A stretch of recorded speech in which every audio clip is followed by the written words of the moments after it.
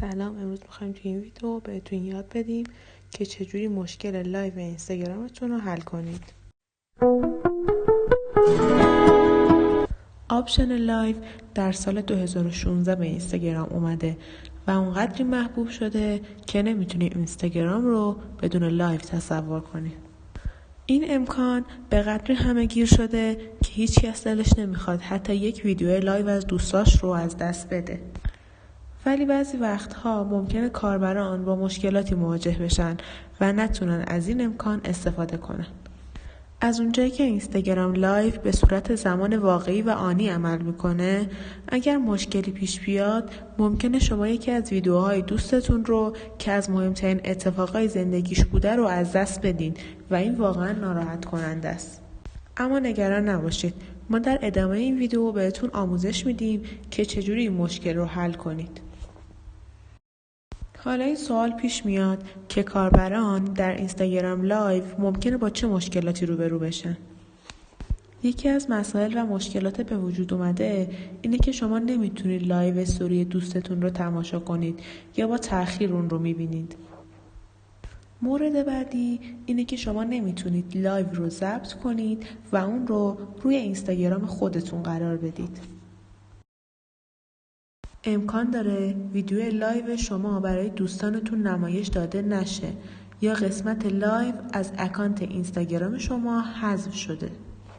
البته مشکلات دیگه‌ای هم وجود داره که کاربران ممکنه اون رو تجربه کرده باشن، ولی این مواردی که ما بهش اشاره کردیم جزو رایج‌ترین مشکلات اینستاگرام در قسمت لایو هستش. در ادامه ویدیو ما به شما چند تا راه حل پیشنهاد میدیم که بتونید مشکل کار نکردن لایو رو خیلی سریع حل کنید. میتونید اپلیکیشن اینستاگرام رو ببندید و دوباره راه اندازی کنید.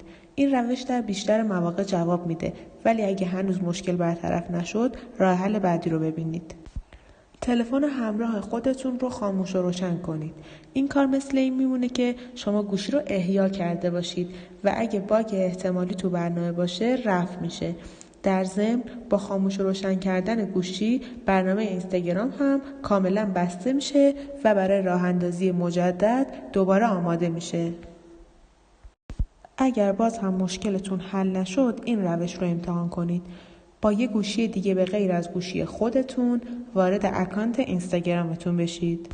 اگر اینستاگرام لایو توی گوشی جدید کار کنه پس معنیش این میشه که گوشی شما مشکل پیدا کرده و هر چه سریعتر باید اون مشکل رو رفع کنید.